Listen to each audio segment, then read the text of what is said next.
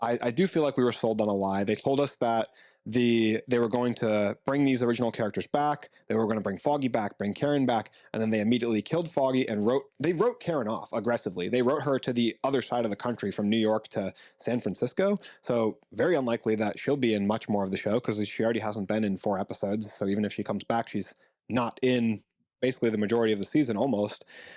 So they've written off two of the most important characters in the Daredevil ethos, whether it's comics or the show previously. And then not only have they removed his existing relationships, but they've taken out so many of the core tenets of Matt Murdock's character, like having him move out of Hell's Kitchen. Him and Fisk both don't live in Hell's Kitchen anymore.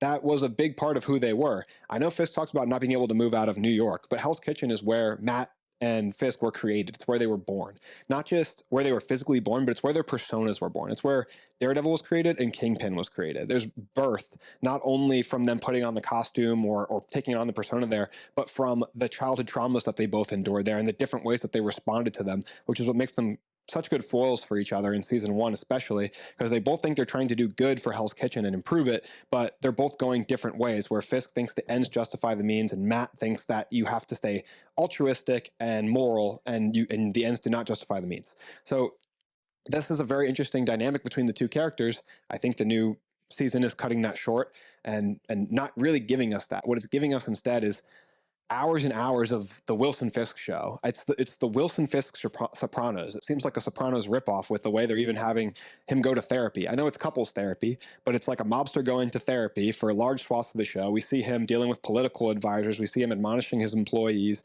We see him working on busting unions and building recycling contracts.